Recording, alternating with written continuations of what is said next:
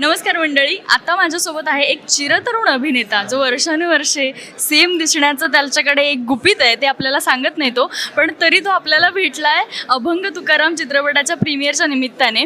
आणि विकासला मला एक खास प्रश्न विचारायचा आहे, कारण तुकाराम म्हटलं की विकासचं एक खास नातं आहे, कारण आधीच्या एका तुकाराम या चित्रपटात त्यांनी एक महत्त्वाची भूमिका साकारली होती आणि आजचा अभंग तुकाराम बघून मग तुझी काय प्रतिक्रिया आहे विकास? खूपच छान. जसं तू आता म्हणालीस की तुकाराम महाराजांशी आणि पूर्ण या सिनेमा तुकाराम महाराजांचा सिनेमा, आणि तो पण 12 वर्षापूर्वी जो सिनेमा चंद्रकांत कुलकर्णी सरांनी केला होता त्यात काम करण्याचं भाग्य मला लाभलं होतं. आणि आज मी जेव्हा अभंग तुकाराम हा सिनेमा बघितला, खूप नॉस्टॅल्जिक व्हायला झालं.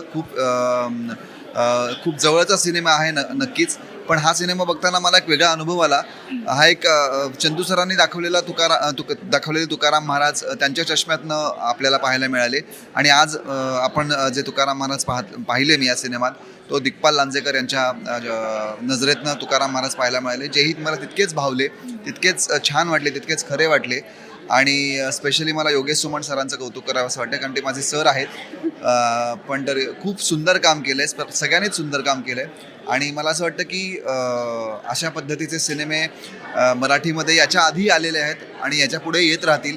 पण तीच मला असं वाटतं मराठी सिनेमाची गंमत आहे आणि मराठी प्रेक्षकांचं त्याच्यामध्ये मला असं वाटतं क्रेडिट आहे. किती वेळा असे सिनेमा आले तरी मराठी प्रेक्षक त्याला तेवढंच भरभरून प्रेम देतो. त्यामुळे याही सिनेमाला तेवढंच प्रेम मिळावं, तेवढाच रिस्पॉन्स मिळावा अशी मी महाराजांना प्रार्थना करतो. नक्कीच. Thank you so much. थँक्यू.